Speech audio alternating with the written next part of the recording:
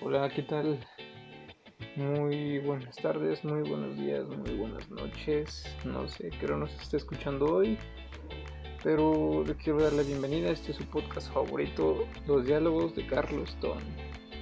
En esta ocasión les hablaré sobre qué tiene que ver la ética en las relaciones internacionales.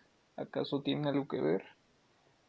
No lo sé. Bueno, como ustedes ya sabrán, yo soy estudiante de Relaciones Internacionales y recientemente me preguntaron si había ética en las relaciones internacionales.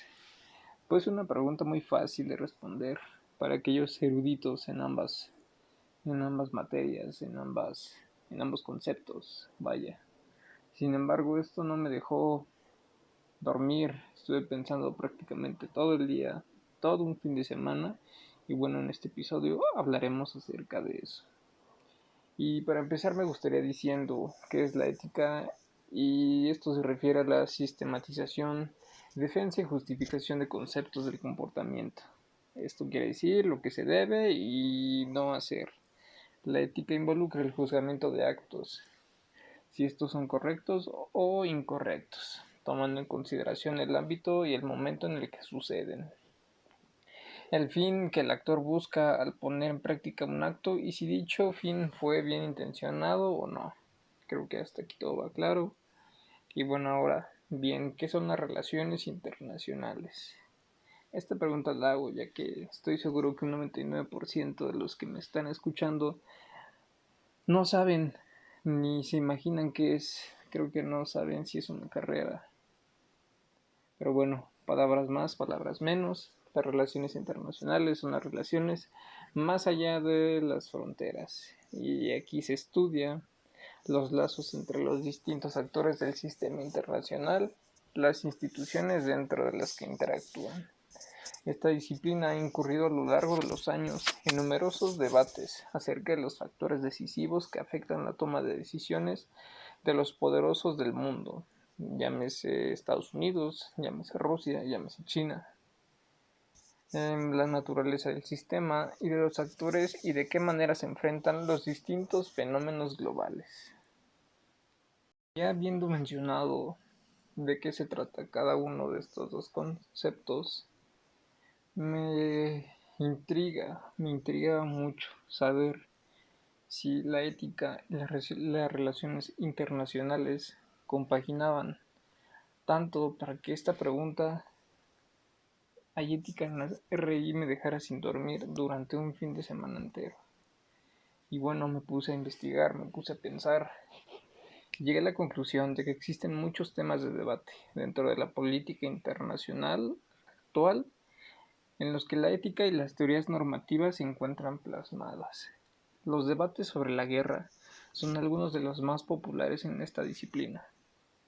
Otros temas de estudio de la ética son, por ejemplo, los derechos humanos, las armas nucleares, terrorismo, uso o no convencional de la fuerza, como el uso de los drones, el intervencionismo de algunos países, llámese Estados Unidos, en, en América Latina principalmente, refugiados, autodeterminación, sucesión de los estados y otros tantos como los recursos naturales, la igualdad, la ecología, las organizaciones internacionales.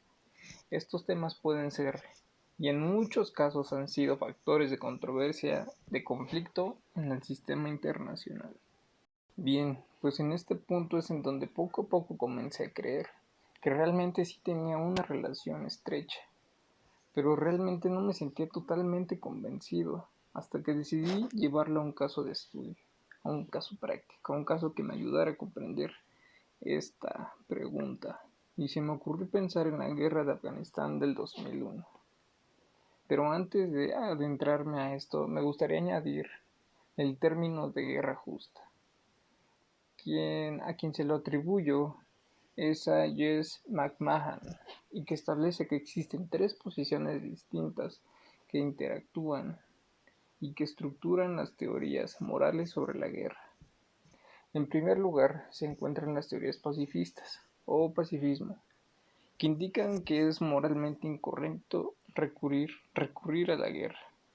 hace referencia tanto a nivel estatal, señalando que un Estado no debe utilizar la guerra como herramienta militar, como también a nivel individual, donde un individuo debe rechazar y repudiar el acto de participar en la guerra. En el segundo extremo podemos tener a estas teorías realistas, que también se identifican como realismo político. Explican que la guerra y los actos del Estado están por sobre o por debajo en algunas ocasiones del análisis moral y no deben ni pueden ser contenidas por este. Y la tercera posición, y la última, es que se encuentran en el espacio bastante amplio entre los dos opuestos, ya que existen teorías en esta posición, muchas, para ser exactos, pero todas comparten la visión de que la guerra no siempre es moralmente permisible. También indican que existen principios éticos que se pueden respetar en el transcurso de la guerra, aunque suene un poco extraño. La teoría más relevante de esta tradición es la teoría de la guerra justa, como lo mencioné en un principio. Y esta se divide en dos.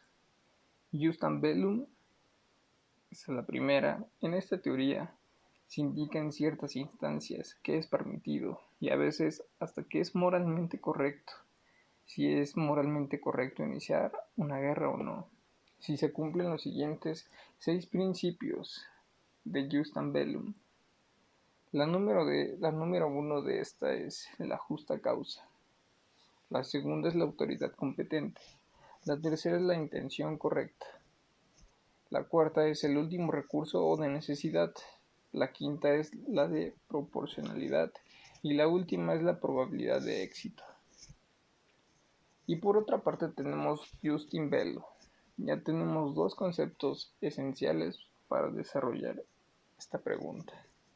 Bueno, en esta, los principios de Jus in Bello hacen referencia a las acciones que se pueden implementar en el transcurso de la guerra.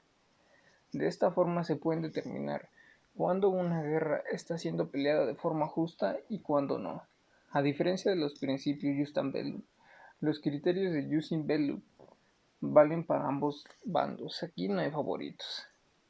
Se trata de reglas neutrales que establecen los términos de conducta durante la guerra, por lo que deben ser cumplidas tanto por el actor que comienza la acción bélica como también el que responde. Estos dos conceptos son y eran necesarios de aclarar antes de iniciar este análisis, pues ahora ya explicaré los 3 puntos más importantes de la guerra de Afganistán. Me gustaría explayarme en decir los sucesos paso a paso, sin embargo esta no es una clase de historia. Y bueno, la secuencia histórica la vamos a dividir en 3 elementos. La primera de ellas, los ataques en el territorio continental de los Estados Unidos. En otras palabras, los ataques del 11 de septiembre del 2001 en las Torres Gemelas, el World Trade Center. En segundo lugar, las modificaciones a la legislación internacional asociada al derecho de legítima defensa de los estados. Y en tercer lugar, las acciones armadas de los Estados Unidos y sus aliados sobre el territorio de Afganistán. Resulta evidente que las distintas resoluciones de las Naciones Unidas intentaron llenar un vacío presente en el derecho internacional. Al momento de estos hechos ocurridos, que dieron origen, como lo mencioné en un principio, aquel 11 de septiembre del 2001.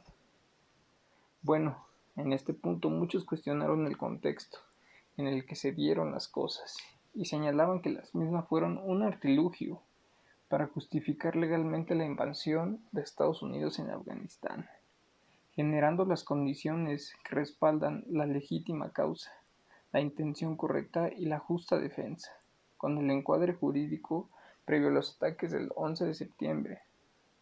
Se dificultaba analizar si se trataba de una reacción armada justa por parte de los Estados Unidos y sus aliados frente a los actos terroristas o simplemente era una agresión injustificada contra el Estado de Afganistán.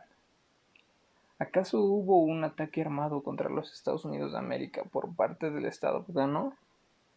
Bueno, ante esta falta de definición jurídica de actores no estatales en el ámbito internacional, resulta complejo descifrar si los actores terroristas pueden tomarse como una agresión contra otro Estado, es decir, Afganistán contra Estados Unidos, tal como sería un ataque de un Estado contra otro. Las Naciones Unidas se enfocaban en la relación entre los Estados, pero invocando la legítima defensa como propósito de la reacción. Los Estados Unidos y sus aliados ingresaron al territorio afgano en el mismo año de estos ataques, o sea, en el 2001. Aprovecharon la falta de mención en la legislación vigente del tipo de actor que había perpetuado el ataque original. ¿Acaso se puede clasificar esta acción como de legítima defensa? Bueno, pues si la respuesta es afirmativa, ¿es el territorio afgano un objetivo legítimo? ¿O acaso hubo autorización expresa o implícita del Consejo de Seguridad avalando las operaciones militares?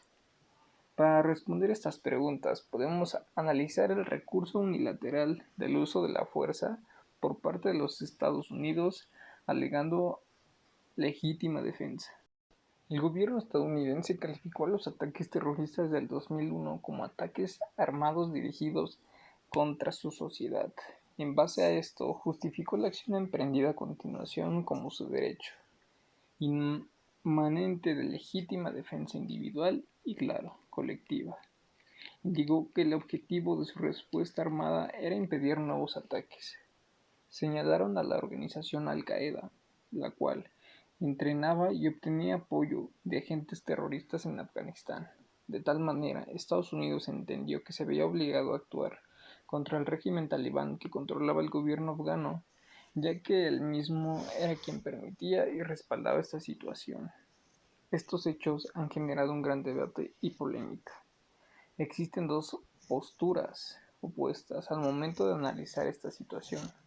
La primera entiende que los actos del 11 de septiembre fueron crímenes internacionales cometidos por individuos, por lo que tanto deberían ser encuadrados y juzgados por el derecho penal internacional. Esto quiere decir que sería una responsabilidad individual, por lo que puede tratarse de un crimen de guerra, crimen contra la humanidad, crimen o genocidio o de agresión. En esta oposición a esta postura están aquellos para quienes los hechos ocurridos aquel 11 de septiembre tienen carácter estatal, ya que pueden ser atribuidos por lo menos a un Estado. Si se considera la primera postura como correcta, entonces Estados Unidos actuó de forma ilegal al invadir a otro Estado sin respaldo de la legislación internacional vigente.